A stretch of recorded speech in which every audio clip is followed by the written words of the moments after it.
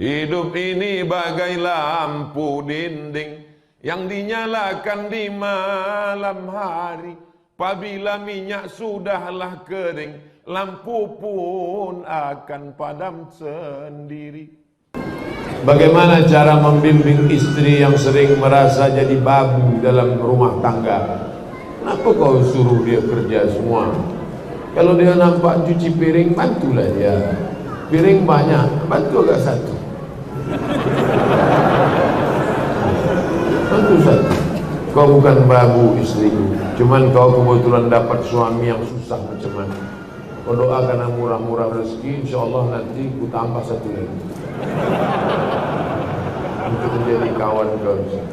Apa kata kau? Ambilnya pisau tu langsung. Aslinya bapak carikan pembantu untuk menolong dia. Itu hukum aslinya. Tapi karena bapak susah, tak bisa menolong, paling tidak tolonglah dia dengan kata-kata. Sabar ya ma, sabar. Kau tak lama ini, tak lama.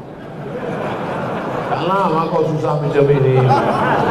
Ini udahlah tak bisa mencarikan pembantu, dibuatnya pula macam pembantu, salah sakap sikit aja, bang, biru je mata, bang, merah, gagal, habis gigi. Ustaz Somad, itu bini si pulan itu gigi tak ada yang asli lagi, habis semua. Asal marah sikit, tanggal. Perempuan yang dianiaya macam babu, macam budak ini, maka dia wajib melapor kepada walinya. Ibu punya wali 6 orang. Wali ibu ada 6. Pertama ayah, kedua atuk. Entah paham atuk, grandfather. Ayah, atuk, abang, adik, abang ayah, adik ayah, 6 wali. Maka wali tadi memanggil suami brengsek tadi. Brengsek, itu anak gadis kami dulu di rumah itu macam Cinderella, tahu? Pakai sepatu kaca dia dulu di rumah kami. Sekarang sudah nikah sama kau, kenapa cuci piring aja kerja dia? Kenapa masak aja kerja dia? Maka mesti dihajar. Oleh sebab itu maka kita doakan mudah-mudahan suami-suami ini punya duit banyak, insyaallah. Supaya bisa dia membahagiakan anak yang dulu dikasihnya, dikasih mertuanya dengan menyebut nama Allah Subhanahu wa ta'ala. Apa hukumnya alat musik Islami dan musik Islami? Macam mana alat musik Islami? Ini gitar yang buncitnya ke dalam Islami gitu. Kalau gitarnya rata, ini gitar kafir gitu. Mana ada alat musik Islami? Suling tak ada. Ini suling syariah, ini suling konvensional. Mana ada? Tak ada alat musik Islami. Pokoknya al-ghina mithlul kalam. Musik lagu itu macam cakap. Kalau isinya baik, ya baik. Tapi kalau isinya tak baik, maka haram. Isinya baik. Rasul menyuruh kita menyantuni anak yatim. Bagus apa tak bagus? Bagus. Maka baik religi mengingatkan pada mati. Tapi kalau sudah mengajak pada bunuh diri, ngajak berzina, maka haram. Nauzubillah. Saya berusaha hijrah, tapi belum istiqomah karena orang tua menyuruh ikut syuting. Jadi rupanya sekarang bukan kenakalan remaja, tapi kenakalan orang tua. Sudah 2 kertas sudah mengadu orang tuanya yang tak betul. Na'udzubillah, memang akhir zaman. Mesti diundang Ustaz Zulkifli M. Ali kemarin, Ustaz akhir zaman. Sedangkan saya ini Ustaz awal zaman. Saya berusaha hijrah, tapi belum istiqomah karena orang tua saya nyuruh syuting. Karena saat itu saya harus buka aurat. Mestinya engkau yang menyuruh anak gadismu pakai hijab, Pak. Mestinya engkau yang nyuruh anak gadismu pakai baju panjang jubah supaya tak nampak lekuk tubuhnya, Bu. Ini syuting nih mau apa nih? Cari duit. Duit itu untuk apa? Untuk makan. Makan, pakaian. Hidup ini kan cuma 2, makan, pakai, makan, pakai, makan, pakai, sakit, mati, stres, depresi, masuk liang kubur.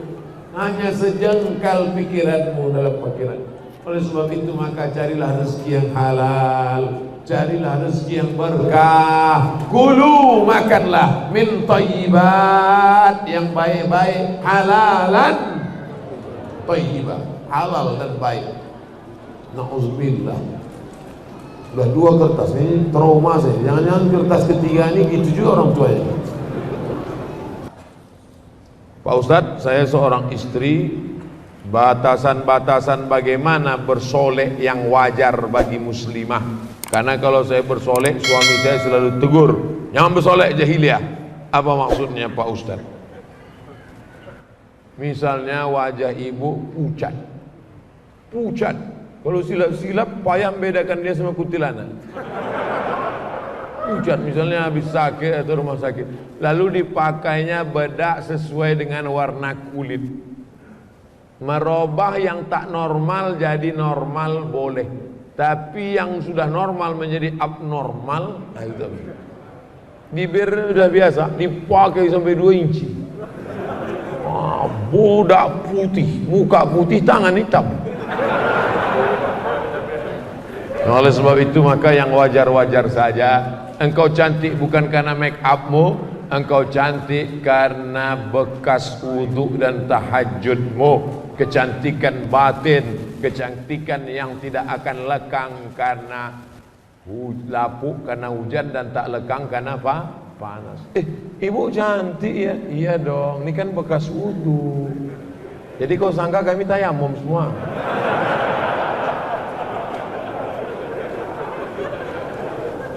Jangan bersolek-solek jahiliyah, karena sebenarnya orang yang bersolek itu adalah dimainkan setan. Wala udillannahum, kusesatkan mereka, wala umanniyannahum, kubuat mereka berangan-angan, berhalusinasi, berimajinasi. Aku yang paling cantik, aku yang paling mancung, aku yang paling putih, aku yang paling, padahal orang nengok biasa aja. Berhalusinasi, berimajinasi dengan pikirannya. Oleh sebab itu maka perempuan lebih baik menutup wajahnya pakai cadar. Tapi kalau tak sanggup pakai cadar, pakai hijab. Wajahnya biasa-biasa saja. Saya mau nanya Ustaz, gimana hukumnya jika anak tidak menuruti keinginan orang tua? Anak mikir masalah akhirat, kedua orang tuanya dan orang tua mikirkannya dengan urusan dunia. Apa ini? Kita ulang payah kali Pak. Gimana hukumnya jika anak tidak menuruti keinginan orang tua? Anak mikir masalah akhirat untuk kedua orang tuanya. Orang tuanya pula memikir urusan dunia. Memanglah dunia ini sudah terbalik-balik. Coba tengok. Anaknya memikirkan akhirat untuk orang tuanya. Orang tuanya pula memikirkan dunia. La ilaha illallah. Ini nasibnya sama dengan nasib Nabi Ibrahim alaihissalam. Nabi Ibrahim itu anaknya baik, bapaknya brengsek. Nabi Nuh, bapaknya baik, anaknya brengsek. Oleh sebab itu maka kita ingin bapaknya baik, anaknya baik, insyaallah, amin. Oleh sebab itu maka wahai bapak-bapak, wahai ibu-ibu, anakmu yang sudah hijrah, yang sudah pengajian, selalu mikirkan akhirat, jangan nyogok, tapi dia pula menyuruh sogok. Kau sudah selesai S1, sudah selesai S2, sudah selesai S3, pergi ikut PNS, ini ku kasih 100 juta untuk nyogok. Ayah, ini haram nih. Apa haram-haram? Nanti kalau kau tak makan gimana? Sengaja Allah jauhkan perut lambung ini di bawah. Lambung sengaja dibuat di bawah, otak di atas, supaya jangan dalam pikiran kita itu makan. Jadi kalau ada orang tua, kau tak usah pikir kerja, tak usah, yang penting nanti kau makan. Jongkok aja nggak apa-apa, nepotisme tak apa-apa, korupsi tak apa-apa. Ini otak bapak, ini otak udang. Di situ otaknya, di situ lambungnya. Coba tengok udang, coba buka kepala udang, kan dekat otak sama lambungnya kan. Oleh sebab itu maka manusia ini dijauhkan Allah dari lambung, supaya jangan hanya memikirkan perut dan perut saja. Bapak-bapak yang anaknya sudah hijrah, mestinya kalian support anak-anak, kalian support anak-anak, bukan malah menjerumuskan anak ke dalam perbuatan dosa dan maksiat. Mudah-mudahan bapaknya taubat, ibunya taubat, insyaallah, amin. Bagaimana kalau saya selalu takut akan kematian? takut karena amal ibadah belum banyak, takut anak-anak putus sekolah atau terlantar, manusiawi. Takut mati karena amal belum banyak, maka perbanyak amal. Takut nanti kalau mati anak belum belajar agama, maka bawa anak masukkan pesantren. Positif. Tapi kalau takut sampai stres depresi, itu berarti diganggu jin. Alladzi waswisu fi. Kalau sudah kena itu, obatnya adalah ruqyah. Ruqyah sendiri tak bisa Pak Ustaz, tak bisa. Kadang kita pun diganggu setan tak kuat, minta ruqyah sama orang yang kuat, datang ke ruqyah syariah, ustaz-ustaz kita yang imannya kuat, yang zahir batinnya kuat. Untuk seorang suami yang mengatakan aku ingin pisah selamanya melalui WhatsApp, apakah itu termasuk talak Pak Ustaz? Talak terbagi dua. Yang pertama talak sori. Talak sori itu jelas. Sori artinya jelas. Aku talak, kau talak. Talak itu artinya cerai, bukan ditolaknya ke sungai. Talak artinya tolak, pakai bahasa Arab. Tolam, tiga. Tolak. Tapi kan orang kita payah nyebut tolak, apa talak? Tolak artinya lepas. Engkau aku talak artinya kau kulepaskan dari ikatan. Kalau dia ucapkan begitu, hai ibu-ibu, hai perempuan, pahami dengan baik. Kalau suamimu berkata aku talak engkau, jatuh talak satu, jatuh talak satu.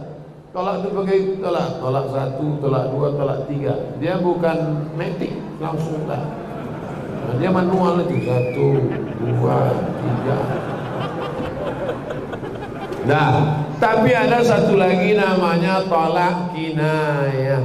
Tolak kinayah itu apa? Tolak kinayah itu pakai bahasa kiasan. Pulanglah kau ke rumah orang tuamu. Kalau ibu-ibu nanti disuruh suaminya, pulanglah kau ke rumah orang tuamu, jangan pulang. Tanya dia, apa maksudnya itu? Kalau dia bilang, enggak ada, aku tak ada maksud, aku cuma menyuruh kau balik aja, baliklah. Tapi kalau kata dia, maksudku aku sudah tak mau lagi, cuman aku segan aja nyebut tolak. Sebetulnya ada niat tolak dalam hatinya, maka jatuh tolak satu. Kalau sudah jatuh tolak satu, berapa lama dia masih bisa rujuk? 3 bulan. Jadi kalau jatuhnya tolak satu tanggal 20 September nih, 20 Oktober, 20 November, 20 Desember, 10 hari sebelum tahun baru, rujuklah. Sebelum habis iddah 3 bulan. Tapi kalau sudah habis iddah 3 bulan, mau rujuk juga, maka mesti akad nikah ulang. Cukup rukun syarat, wali harus ada, saksi ada 2 orang, ada mahar, ada ijab, ada qabul. Diakadkan balik sekali lagi macam pengantin baru dulu. Aku nikahkan engkau dengan anakku dengan mahar sebentuk cincin emas tunai sah. Itu namanya pengantin baru stok lama. Udah jelas? Insya Allah pengajian saya jelas. Ada pun orang yang bilang pengajian saya nggak jelas, tak ada duit beli paket ya. Potong-potongnya video. Orang motong ayam, dia motong video. Saya punya 3 orang anak perempuan, yang 2 orang sedang menuntut ilmu di pesantren setingkat SMA, hadiah berarti. Sebagai seorang ibu saya selalu menuruti kemauannya. Dengan laundrynya, jajannya dan keperluannya. Apakah saya melakukan hal itu benar? Karena menurut saya agar anak saya bisa fokus belajar. Tak ada gunanya ilmunya banyak, tak pandai mencuci baju. Tak ada gunanya bahasa Arabnya hebat, bahasa Inggrisnya berapi-api, hafalan Qurannya hebat, tapi mengangkat piring nasinya dari meja pun tak tahu. Ada tak orang model begini? Ada. Kami dulu di pesantren cuci sendiri, gosok. Tak disetrika Pak Ustaz? Enggak. Kalau tak kusut, tak kami peras. Cuci gantung. Jadi seimbang antara dia hidup intelektual dengan bagaimana berinteraksi sosial. Kalau semua dimanjakan, makannya keting, pakaiannya gosok, sampai mengangkatkan piring nasinya pun dia tak tahu. Nanti dia mau jadi apa? Dari kecil terlonjak-lonjak, sudah besar terbawa-bawa, sudah tua terubah? Tidak. Oleh sebab itu kami pun dulu di pondok pesantren, tapi tetap pandai mencuci baju, tetap pandai memasak, tetap pandai melipat, tetap pandai menyetrika, sampai ke Mesir juga belanja. Jadi pendidikan baik, tapi pendidikan juga membentuk orang berakhlakul karimah menjadi mandiri, bukan dimanjakan. Sekarang banyak sekolah yang memfasilitasi segala sesuatu, akhirnya jadilah dia menjadi intelektual tapi tidak berakhlakul karimah dan selalu menggantungkan diri pada orang lain. Nauzubillah. Saya dari Tembilahan Riau. Wah, inilah jamaah yang paling jauh dengar pengajian. Dari Tembilahan. Sekolah di Ponpes Tajul Alawiyin Habib Bahar bin Smith. Masya Allah. Saya ingin bertanya, apa benar orang yang bernasab habaib itu nasabnya sampai ke Rasulullah SAW? Siapa yang mengaku Habib, maka dia itu punya surat keterangan dari, kalau di Mesir di samping kantor Al-Azhar, ini Masyihatul Azhar, di samping Al-Azhar ada namanya Naqabatul Alawiyin, kantor keturunan Alawiyin, anak daripada cucu cicit Sayyidina Al-Hasan dan Husain. Nabi Muhammad punya anak, turun dari Nabi Muhammad turun Sayyidatuna Fatimah, Fatimah punya anak, turun ke Sayyidina Al-Hasan, cabang dua Sayyidina Al-Husain, Husain punya anak, itulah dia namanya Zainal Abidin. Zainal Abidin punya anak namanya Muhammad Al-Baqir. Muhammad Baqir punya anak namanya Ja'far Shadiq. Ja'far Shadiq punya anak namanya Musa Al-Kazim. Musa Azim punya anak namanya Ali Ridha. Sampailah ke bawah-bawah, itulah marga-marga habaib As-Saqqaf. As-Saqqaf. Tapi karena orang Indonesia payah nyebut As-Saqqaf, apa itu? As-Segaf. As-Saqqaf, Al-Haddad, Al-Attas, artinya Al-Attas. Tapi kan orang Indonesia payah nyebut Al-Attas, siapa itu? Al-Atas. As-Segaf, As-Saqqaf, Al-Haddad, Al-Attas bin Syihab, Habib Rizik bin Syihab, Ibnu Sumaid, Habib Bahar bin Sumaid. Mereka punya nasab itu sampai minimal, walaupun tak nampak kita nasab, minimal hidungnya mancung. Mengaku Habib PC.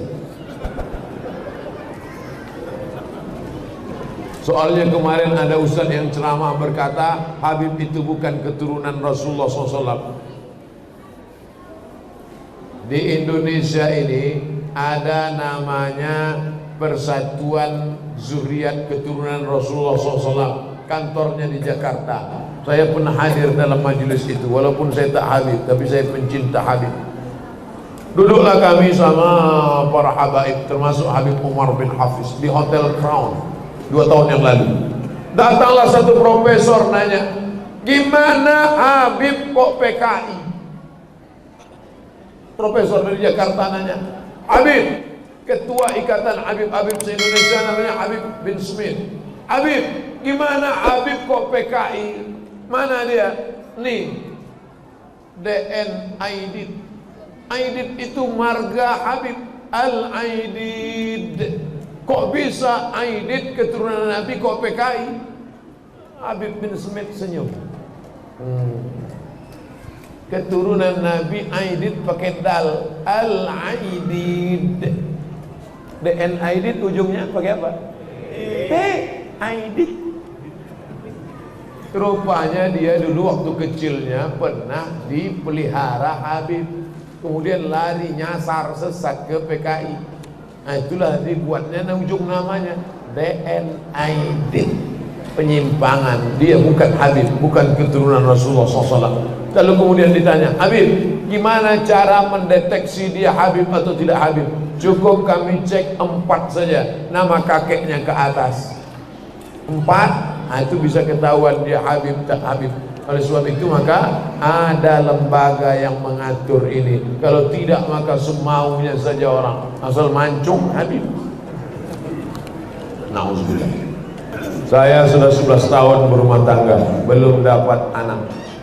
Mohon doa Ustaz, semoga dapat keturunan yang baik-baik. Malam ini bapak sama ibu yang belum punya anak tahajud. Habis sholat tahajud, sebelum witir sholat hajat. Usolli sunnatal hajat. Tak usah disebutkan hajatnya. Usolli sunnatal hajat, dah 11 tahun gak punya anak, ingin punya anak laki-laki, kalau bisa ya Allah lillahi ta'ala, tak usah. Dalam hati aja. Usolli sunnatal hajat, raka'ataini lillahi ta'ala, Allahu Akbar. Ayatnya bebas, ibtidah Fatihah ayat rakaat kedua, Fatihah ayat di sujud terakhir, Allahu Akbar. Disitulah doa panjang-panjang lama-lama, tapi tak usah diucapkan di mulut, dalam hati saja. Ya Allah, aku ingin punya anak ya Allah. Ngadunya sama Allah, jangan ngadunya di wall Facebook. Aku ingin punya anak. Apa yang kau pikirkan pagi ini, kata Facebook. Facebook tuh itu aja kerjanya. Apa yang kau pikirkan pagi ini?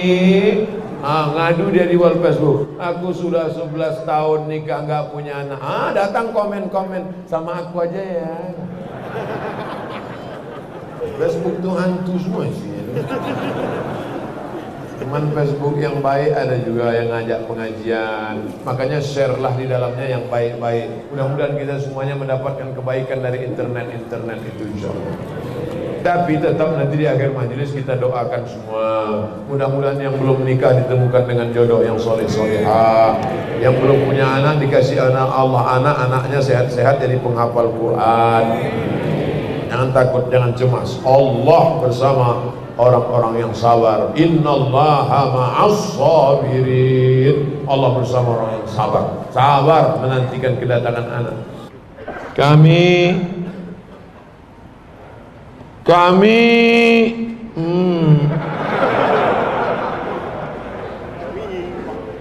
Kami mengkredit kendaraan, tapi setelah setengah bayar kami tahu kalau itu riba. Kami ingin melunasinya namun belum sanggup. Kalau kami berhenti, kami susah untuk pergi kerja atau pergi jauh, dan juga sudah setengah dibayar. Apa yang harus kami lakukan? Kredit sepeda motor. Buka HP sudah. Tulis di Google itu Somad Morocco, SOMAD MOROCCO. Sudah? Spasi kredit KREDIT, kredit, enter.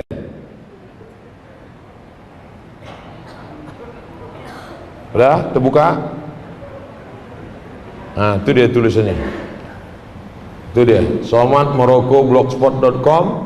Tulisan ini sudah dibuat Abdul Somad 25 Agustus 2010. Berarti tulisan ini sudah berapa tahun udah? 9 tahun. Kenapa tak kalian buka?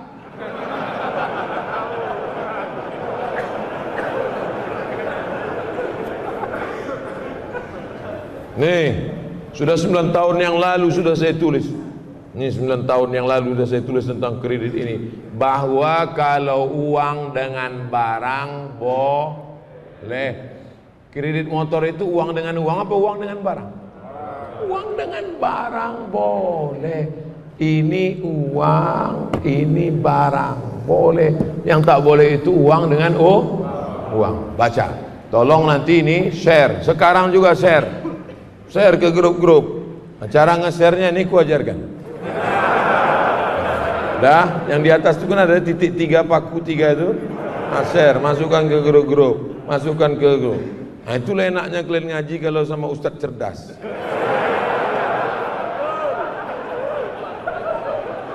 Dah, nanti sampai pulang ke rumah di print.